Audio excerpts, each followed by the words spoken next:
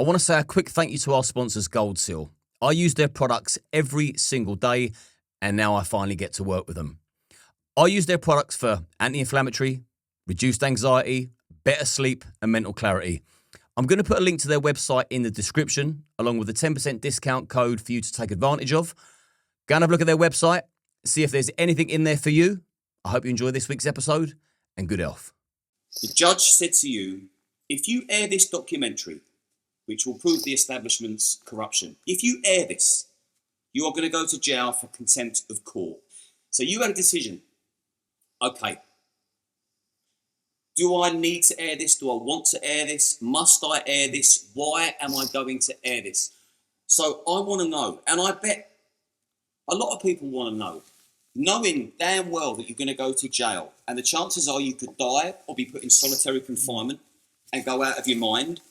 And we're going to talk about that because you're not going to go out of your mind. You're going to do other things that are going to keep your mind in check. But you knew you were going to go to jail. You knew it's going to potentially break you. You know it's going to break your mum's heart, your children's heart. You and your ex-wife have got a good relationship still. You have to for the children. It's going to break a lot of people's hearts. What was so important? What was so essential to you that made you think, I'm publishing this documentary? Multiple reasons, but mainly they've already fucking ruined my life. How long have you been living abroad, waiting for the inevitable? 4 years? Yeah, 4 years. And this is actually a good chance for you and me to actually have a proper conversation about it, because when we're out about having dinner, there's always distractions. We have some good dinner. We have very good dinner. But I also... No, do you know what it was? So they've already fucked my life through a lie. They bankrupt me through a lie. They resulted in my divorce through a lie. Have you been coping? Yeah, all right, considering the situations. But so not just that, multiple things. They didn't just ruin my life. So I haven't lived with my kids for 4 years because of this lie. So there's a lie that they fucking told, that I knew the truth, that they used the court system and they weaponised their judiciary, as they just have recently against members of the British public, and they shut me up and they gagged me, and I let them gag me. I allowed them to silence me for 3 years. And those 3 years resulted in me leaving home, moving abroad, lost, nowhere to live, moving from one place to another place. But I think not just the lie, my son's 15 now. Bailey, the boy in the story, was 15. They fucked his life. They fucked his mum's life. I watched the whole family break. They fucked Charlie, the little grade A student who come to court and testified. Straight grade A student studying law at university, come to court and give evidence. They called her a liar. They called 5 children that testified. Justice Nicklin, he said sometimes people just lie for no reason at all. So his finding as the most intellectual mind in our country, as the highest judge in our country, was that these 5 kids just made up that they were attacked by Jamal. And all of these kids had said things before I was involved in the story. So these kids said it, I come along as a journalist, interviewed them and repeated it, and then they used the cause and threats through the legal system of bankruptcy to attempt to intimidate me. When that didn't work, they targeted my family's home. They doxed the family's home, they live streamed it, they sent people to it and threatened to kill my kids. So the fallout in those years for me, I'm that bitter about it that I'm all in anyway.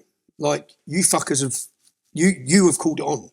Like, I carried that weapon, I call it a weapon. I'm sitting there for 3 years thinking, I've got a film that absolutely annihilates them.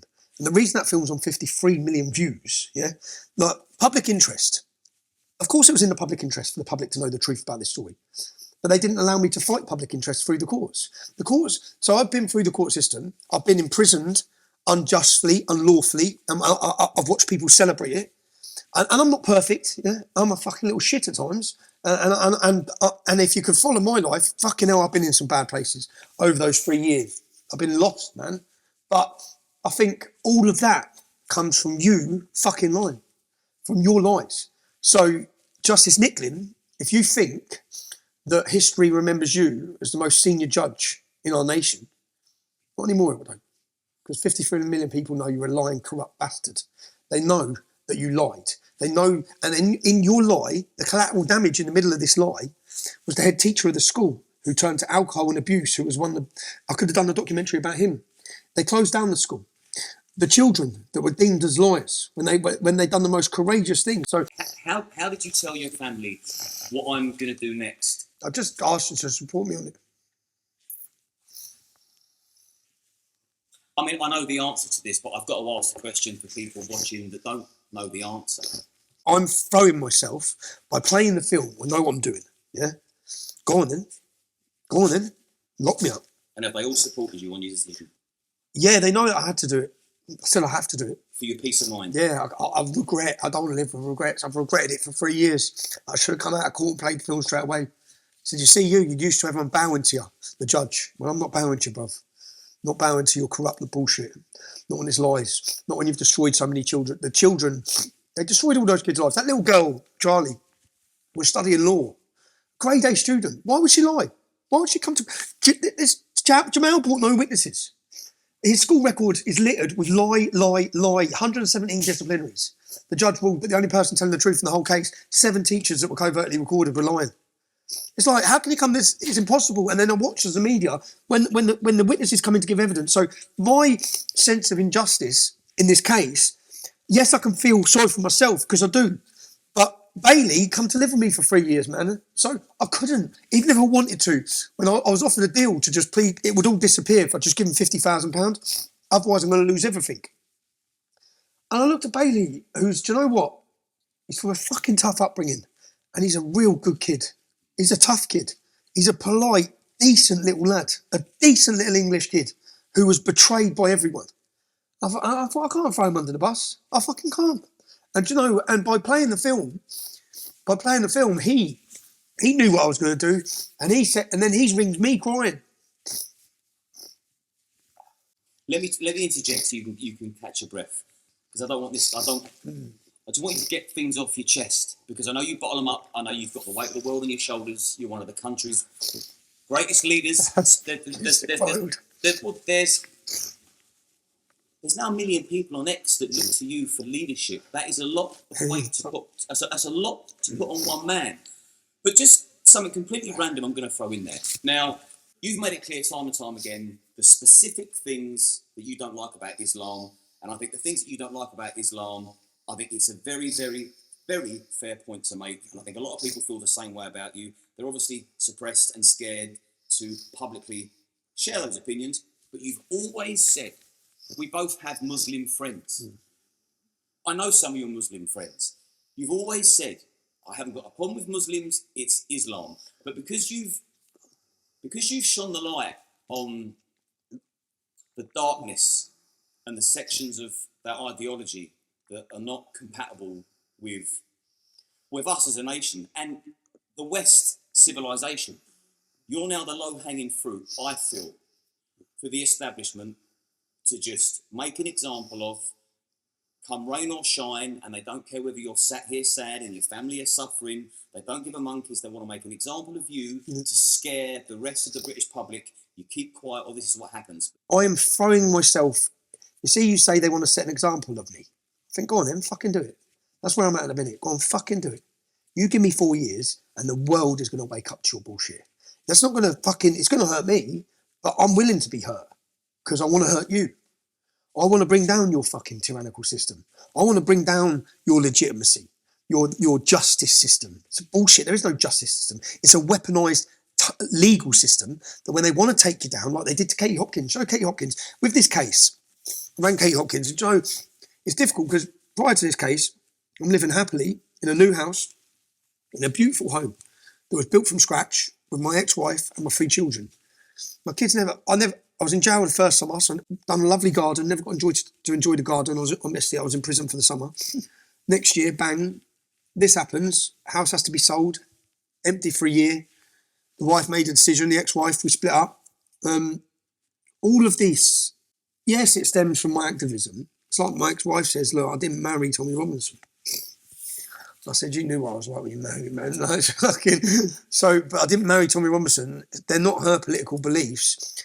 And lads, if you think you've been in the doghouse, you try getting fucking Osborne warnings for threats of acid on your wife's face and shit, or terrorism threats, which my family have to constantly live under that. So I know that every decision I make bears a brunt on them. Kids had difficult times. But they were at the last two events, bruv. So they saw what their dad does. Because they have never seen it. I've never took them to a demonstration. I've never pushed my politics on them. They just know what they know what's said.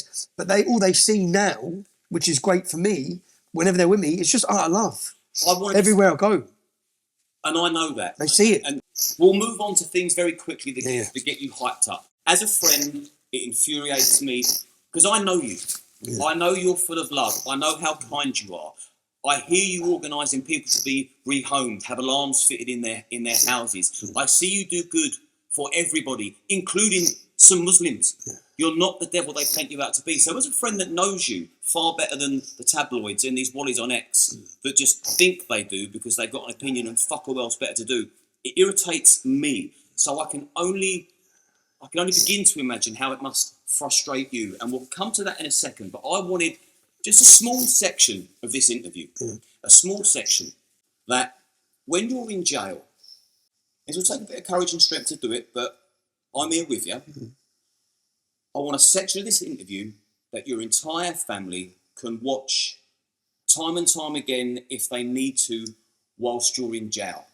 A message that's very difficult to say face to face, and you know there's never the right time or there's someone in the room. Just something that you can tell them all off your own back. What would you say to them if they're watching this and you want to send them a message? Fuck me up. If any of my kids took the path of life after, I'd be fucking terrified. So I picture what my mum must think. You know what I mean? I was thinking, fucking hell, you mad bastard. But then I also relayed the message to my kids, to my son. We have to be strong. We have to be strong. And this is the conversation I had. I had it the last time when I was going to jail. Sometimes doing the right thing is doing the wrong thing. My kids love Bailey. So Bailey was at our house for Christmas dinner. So Bailey became like a brother to my family. The kid who he lived with us for 3 years after the story in Huddersfield. So my kids know why I've done what I've done. And then they've managed to successfully see the events we've held and the love that I'm shown. And they know their dad. So they know that I'm full of love, but at the same time, I ask myself the question sometimes. Fucking, I'm not at home with my kids. I should be with my kids. I'm not there enough. Are they going to begrudge me when they're older? And are you doing this for your kids? I think it's, as I've said, this is far bigger than my kids. I don't want my kids to think I'm not thinking of my kids, but fucking, this is far bigger than my 3 kids. Yeah, England's changing forever. There's 1,000 years of history in this country. Why do you love the country so much? Because it's part of who we are. It's part of our history. It's part of my bloodline. It's part of... And it was the best. And what's it changing for? Are my children going to have a free, loving, safe environment? No, they're not. No, Luton's fucked. No, Luton's gone. So then you move from Luton. And then they can grow up in a little bubble and you can keep them in this little bubble. But when they come out of that bubble, they're in trouble. And the problems from there are just shifting anyway. The demographic replacement that's happening. So to have these conversations with my kids, I apologise to my kids for the things they have to think. Now, my son's seen me violently attacked. He's heard people say they want to stab us up in front of us. He's seen things he should never have to seen. And then I think about what that must be like for a kid. And even at 14, when he was last, he said, Dad, I worry what about people want to get me. You shouldn't have to worry about that. And your mum? But we shouldn't have to. My mum's petrified. She's petrified because of me going off the rails. But that's what she's always like. You have to be strong about it. But what's the alternative? To just cower? What is the alternative? To speak, to know that this is also wrong and remain silent on it? To watch and hear. You know, if you'd heard, so people listen to me, if you've sat with the families I've sat with, you've heard the stories I've heard, you've seen the pain I've seen in the families, and you know there's no voice for them. And then I've found myself in this position where I sort of accepted now that this is my destiny, yeah? I didn't for many years. Now, this is it for me. I'm meant to do this. I believe now I'm meant to do this. I'm in this position. And if that means going in like a fucking bomb, I'm going in like a bomb. So that's when it comes to the decision about the film. And I do believe that every time I felt down, something picked me up. But do you know how things have changed? When my eldest was at school, she's 17 now. When she was in school, she got a really hard time. Black Lives Matter time. She got a really hard time about me and my politics. And it's now changed that my youngest is now at school and all the kids are loving me with her. They're celebrating me. My kids are ringing me up with their friends because their friends want to see because their dad's great rather than their dad's a racist. Yeah. So I know that time will be kind to me. I know that history will be kind to me. And I know my kids will get a chance to see that. You know, when I wrote my first book, I always get back to a grift, don't I? You know, when I wrote my first book, I really wrote that. I'm surprised I'm here at 41. Fuck me, I shouldn't be here. You know, some people could see what the harm I've done to myself over those years. I shouldn't be here.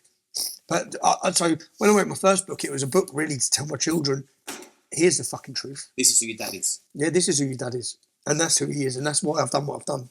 And it's developed on. But now I sit here and I think my kids and my grandkids will get to watch the documentaries we've produced. They'll get to see the 100,000 people in Trafalgar Square. They'll get to read the 4 best-selling books. They'll get to understand that their dad's played a major part. Whether we win or lose, I believe we win. There's no other option. That their dad played a part in awakening the masses of Great Britain, in standing up against the globalist agenda to destroy our nation states, in standing up. There is a revolution brewing across Europe. You see it in the voting patterns. I want to play my part. And I always say, and I mean it, if someone's got to fight, I'll fight.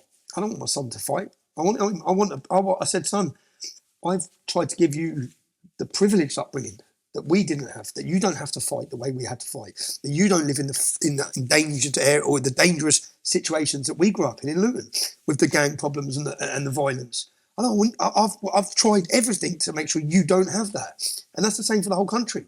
So I've seen the problems in Luton. I've seen it. I've lived it. And I always thought, you know what, I'll fight and die for Luton. I've always been tribal. I've been tribal about school when we used to fight other schools. It's our school. I've been tribal about my estate. Growing up, then I'm tribal about Luton Football Club. Then I'm tribal about England. And I got to a point in Luton where I felt, we've tried to fight for this town and you fuckers have all stood on your asses. When we set the English Defence League up, at the time we set it up to say enough's enough here. I look at the decay and what's happened now in the 15 years since we set up the EDL. Town's gone. Town's gone. There's nothing to fight for anymore. It's gone. Totally gone. I don't want Luton to become England. We need to wake up. We're in a race against time, man, and that's not me. I'm not calling on people to call up arms. I'm just saying, look, at what time are we going to make a stand? All we're asking you to do is speak. Say something. Just speak, man. If everyone spoke at the same time of what you think, it wouldn't leave people like me or other people to be battered or imprisoned or because it would become mainstream conversation. And I know, I broke that bubble. I know. Even the interviews I've done this week with people I've done this week, I would never have sat with. They wouldn't have sat with me years ago. Yeah, Jordan Peterson. I sat with one of the most intellectual minds on the planet. 4 million views. I read the comments. They're all supportive. This imaginary facade that the government have put out that I'm the most hated man in Britain. Fucking walk down the street with me. I'd like to see Keir Starmer walk down the street. I'd like to see any politician walk down the street. You're hated, not us. You control the media. You may be able to bullshit people. We are the biggest threat to you. I think a lot of people underestimate your intelligence. You've got the mind that can multitask and you can lead, you can delegate, and you're driven. You could have gone down that route and been a multi-millionaire, and I'm extremely confident of that. I was at that stage before the English Defence League. 7 properties, 2 businesses. I was smashing it. Absolutely smashing it. I was smashing it, but I was also ducking and diving. I was also in the crowds, the wrong crowds, because that's where I've been brought up. If I was brought up in a different town, in a different environment, in a different school, things might have been different. But I don't want them to have been different because I don't believe those people understand the real world.